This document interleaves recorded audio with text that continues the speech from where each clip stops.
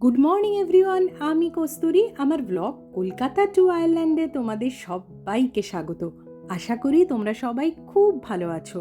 আমিও ভীষণ ভালো আছি।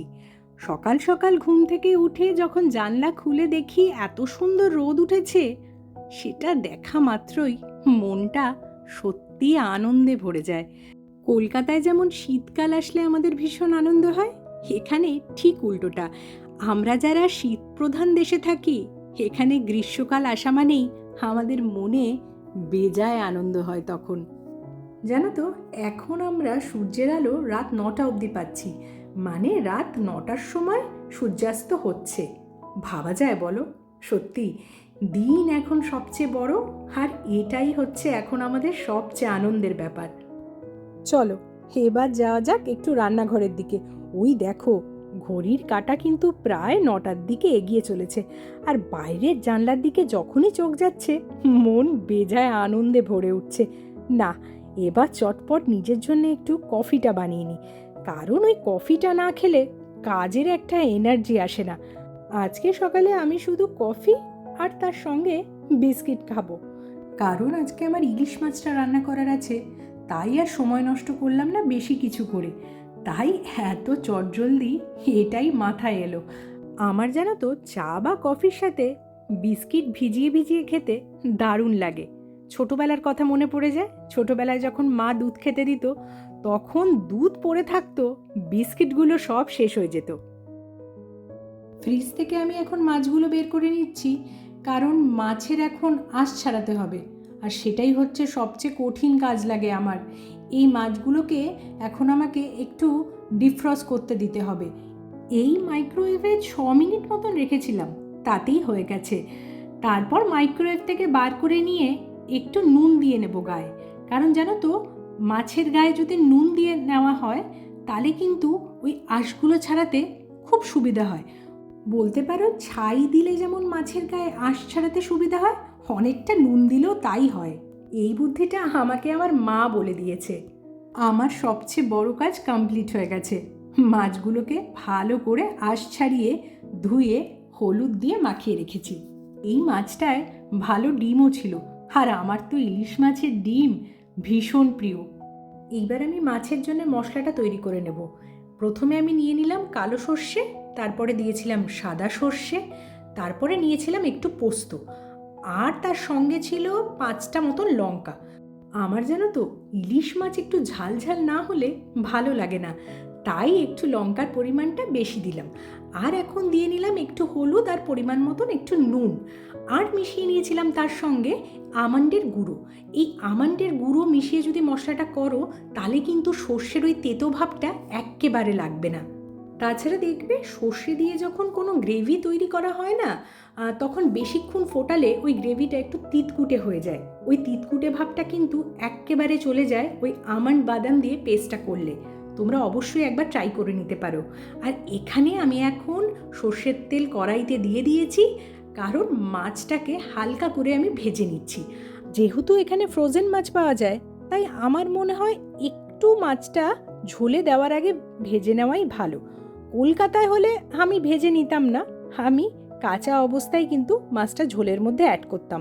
আমার মনে হয় তাতে স্বাদটা আরও দ্বিগুণ হয়ে যায়। আমার না, গরম ভাতে ইলিশ মাছের তেল দিয়ে ভাতটাকে ভালো করে মেখে, আর তার সঙ্গে থাকবে মুচমুচে একটা ইলিশ মাছ ভাজা আর একটা লঙ্কা চাই। ওফ, তার আর কোনো কথাই হবে না। এ যেন এক অমৃত। তাছাড়া ইলিশের যে কোনো পদই বলো না কেন, সে সর্ষে ইলিশ বলো, দই ইলিশ বলো, বা ওই রাঁধুনি ফোড়ন দিয়ে বেগুন দিয়ে ইলিশ মাছের হালকা পাতলা ঝোল, সেটাও কিন্তু কোনো অংশে কম না। মোদ্দা কথা হলো, আমি একজন মনে প্রাণে ইলিশ প্রেমী বাঙালি। ইলিশ পেলে আর কিচ্ছুটি চাই না। আমি আজকে এই ইলিশ মাছের ঝোল তৈরি করার সময় কালো জিরে ফোড়ন দিয়েছিলাম। যদি তোমাদের কাছে রাঁধুনি থাকে, তাহলে অবশ্যই রাঁধুনি ফোড়ন দিয়ে এই মাছের ঝোলটা তৈরি করবে। রাঁধুনি কিন্তু এই সর্ষে পোস্ত দিয়ে ইলিশ করো, বা ইলিশের হালকা ঝোল করো বেগুন দিয়ে, অসম্ভব সুন্দর লাগে রাঁধুনি ফোড়ন দিলে। আমি এখানে প্রায় 4 চামচ মতন টক দই দিয়ে নিয়েছিলাম। আমি যখনই সর্ষে পোস্ত দিয়ে ইলিশ মাছ করি তখন আমি অবশ্যই টক দই দিই। আর এখানে আমি অল্প একটু চিনি দিয়ে নিয়েছিলাম। আর জানো তো, এই টক দইটা দিলে না, এই ঝাল ঝাল সর্ষে পোস্তর সাথে এই হালকা একটু টকটক ভাব অসম্ভব ভালো খেতে লাগে। আমি তো তাই করি।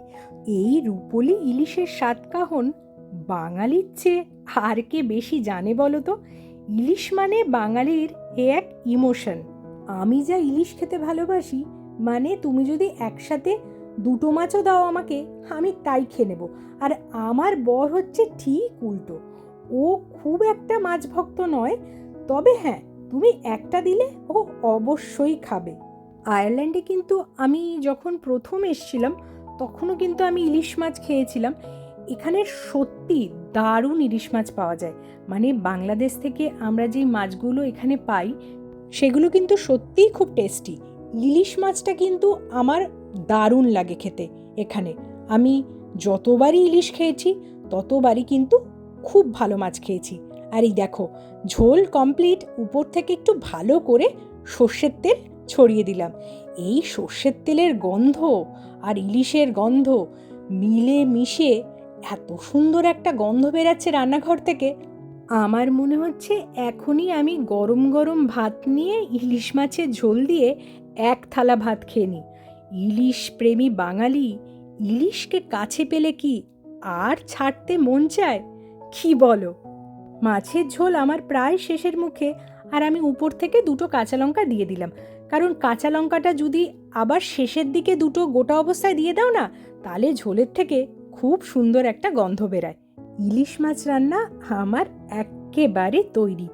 আর এদিকে ঘড়ির কাঁটায় প্রায় 11:30 বেজে গেছে। আমি এদিকে বসিয়ে দিয়েছি ভাত। আজকে একেবারে সিম্পল রান্না, সাদা ভাত আর সর্ষে পোস্ত দিয়ে ইলিশ মাছের ঝোল। রান্নার পর্ব শেষে একটা বড় কাজ থাকে, তা হচ্ছে গ্যাসের জায়গাটা ভালো করে পরিষ্কার করে নেওয়া। আমি এখানে দিয়ে নিলাম একটু ভিনিগার, আর তার সাথে একটু ওয়াশিং লিকুইড, যেটা তোমাদের বাড়িতে থাকবে সেটাই ইউজ করতে পারো। তারপরে ভালো করে গ্যাসের জায়গাটা যদি পরিষ্কার করে নাও না, এই যে মাছ রান্না করলাম কোনো গন্ধ থাকবে না। আর গ্যাসের জায়গাটাও খুব সুন্দরভাবে পরিষ্কার হয়ে যায় খুব তাড়াতাড়ি। রান্নাঘরের পরিষ্কার পর্ব শেষ, এবার চলে এসেছি খেতে। কারণ আজকে যেমন ইলিশ পাতে পড়ছে, মন আর তর সইছে না। কখন খাবো কখন খাবো, এই যেন শুধু চিন্তা।